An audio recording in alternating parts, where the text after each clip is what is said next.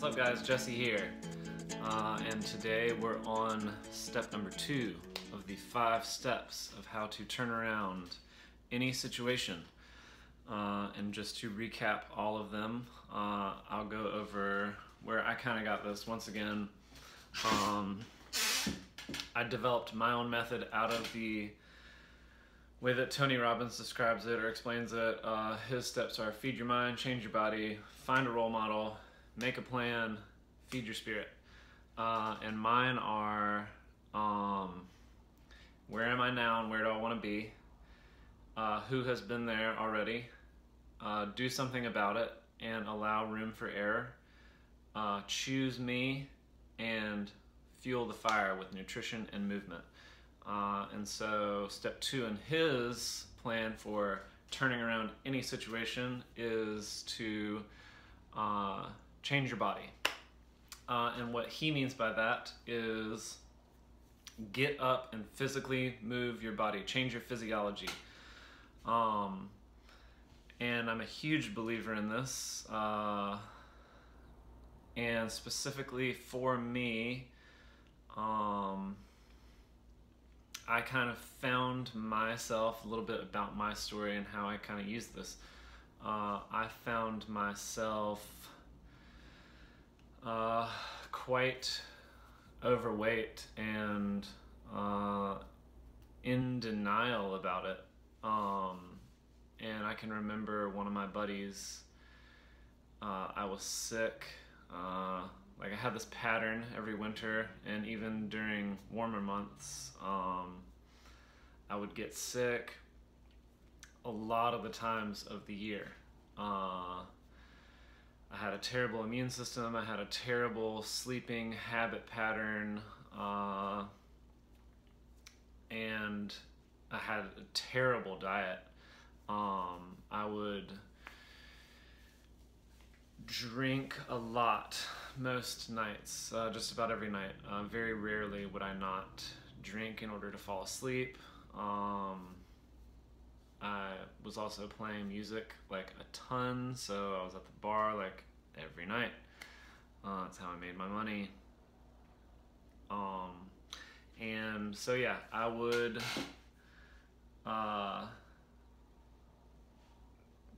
drink all night at the bar for the most part.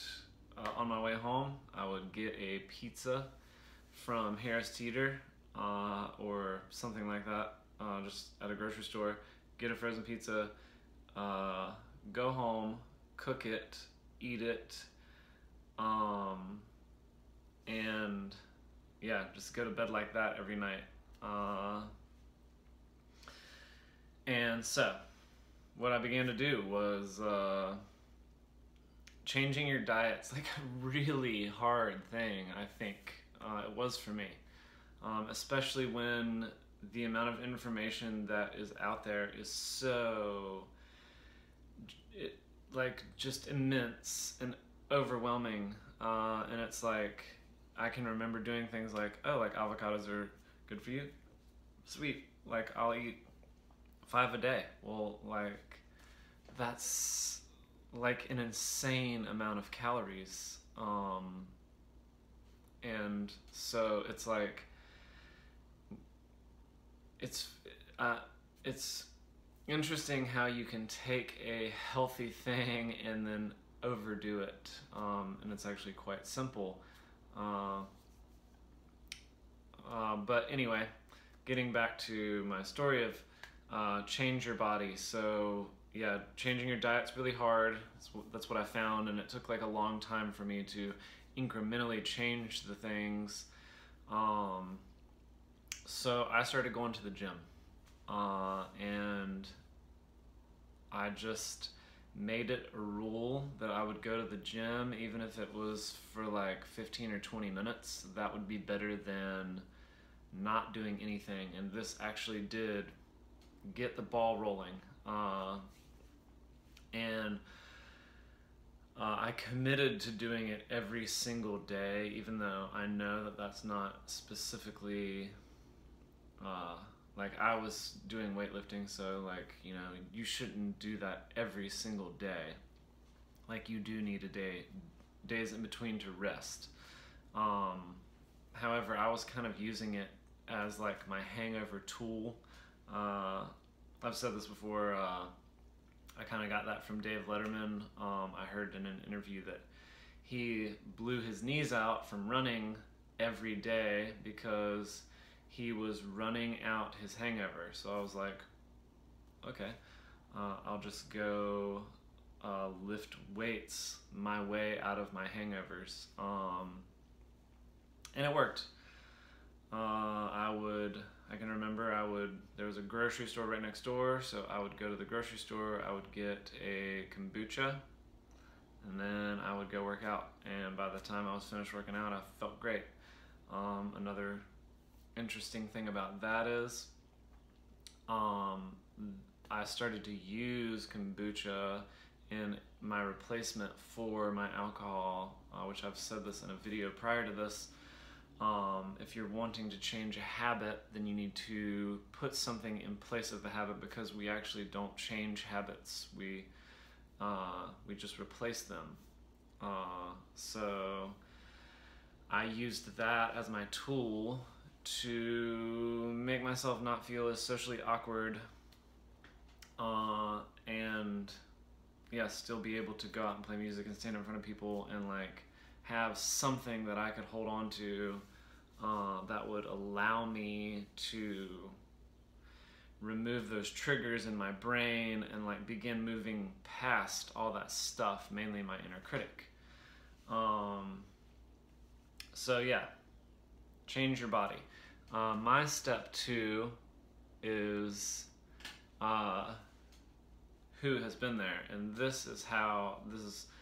I know that this is further on in his list, but in my list, my first thought is to make your plan, to become very clear about what it is you want and where you want to go. And then you look for someone who has been there before. And I was kind of doing that with this. So in order for me to just not randomly move my body around, even though that is effective, removing stagnation of any kind will get you some kind of result. I wanted to look at people who had gone where I want to go. So I found, mentors that I still use to this day. People like Arnold. And people like Arnold led me to other people like Jeff Cavaliere of Athlean X. I love him. I have bought like almost every single one of his programs. I'm a huge supporter of his. He's just a really brilliant guy when it comes to that stuff, and he's got like so much free information on YouTube. It's insane. And that's basically where I started, taking all of his free stuff, trying to string it together, and realizing it would be a lot easier if I just spent like $75 and then had him do it for me and have a program for like 90 days instead of me trying to figure out every single day, like, okay, like I need to put this bicep workout with this back workout, and like, yeah. So yeah, in so doing that, it helped me save tons of time, tons of energy, lots of headache, and it also created the path for me. It gave me the plan as to what to do. So that kind of takes out some of Tony's steps, but I'm just rearranging them in the way that best fit how I needed to do things. So for me, I wanted to start moving my body. I wanted to start making progress. So I found someone who already did that. And in so doing, it led me to things like diet, which like essentially opened up a whole new world for me. And that's where the real biohacking for me came from. Was like learning about high testosterone diets, and then like experimenting with that, experimenting with high fat diets, getting really into keto, going from keto into bulletproof, going from bulletproof into like what I do now, which I would consider myself to be a cyclical keto, except within like a bulletproof standard of eating,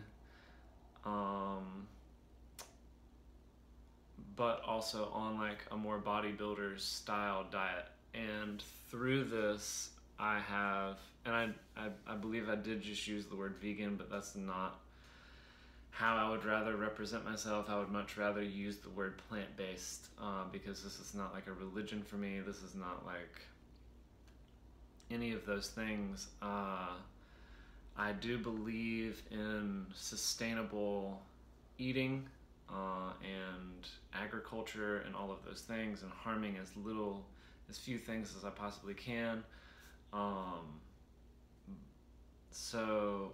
But I know that there's a stigmatism that comes from the word vegan, and I would rather just use the word plant-based. I'm a plant-based eater. Yes, I occasionally eat cheese, like once or twice a month. But anyway, I digress. What that has allowed me to do actually is to lose tons of fat, almost to the point of getting too skinny, and that's where I had to develop new styles and techniques of eating, because I am also a hard gainer, which means that I can endlessly go to the gym and see very little results from it. And I used to eat like enormous amounts of calories, 5,000 to 6,000 calories a day. I would easily eat like 180 grams of protein a day, like 200 grams of protein a day, like extraordinary amounts. And I got skinnier and skinnier and skinnier. So yeah, I had to develop my own ways of doing things. And in so doing, I was able to like really explode my own energy levels and accomplish things that I never really thought possible. A typical day for me looked like waking up at 4:30, meditating for an hour, having my bulletproof coffee, having some kind of, normally that would be with protein, so that would be like my protein shake. Writing in my gratitude journal, fulfilling the commitments that I wanted to do for the day, getting ready, brushing my teeth, making my snack, making my lunch, being out the door by 7:30, work all day, and often come home for lunch and do my certification program that I had been doing at the time with the Human Potential Institute to become a personal development and biohacking coach. I would get off work at 5, I would immediately take a shower, I would immediately go to yoga. From yoga I would go to the gym. From the gym I would come home, and I would also have a protein shake before going to yoga and on my way out of the gym. Come home and eat dinner, do more school, do more journaling, and sometimes also after that still have to go out and play at night, play music. So my day could potentially last until like 2:30 in the morning, and still wake up at 4:30 in the morning and do it all over again. So yeah, just these techniques have allowed me to dramatically change aspects of my life that like I never really thought possible. So to recap, today's video has been about, on Tony's side, in Tony's list of his 5 things, change your body. Number 2, for me, it is find the person that has been there. So in this case, if I wanted to change my body, I'm on number 2. I need to find my role model at this point and follow along in their journey. So because it's most important to me to not make a bunch of mistakes and to fruitlessly put my effort into something that is actually going to cause me to have to go back and do it again because I did it wrong. So yeah, my name is Jesse, and I run a personal development coaching business. If you're interested in that, please look me up at lifeaccelerator.com. If you liked this video, please give me a like or a subscribe. Just click the button below, and it would really help me out in order to help more people out, which is my goal, because my name is Jesse and I'm here to help.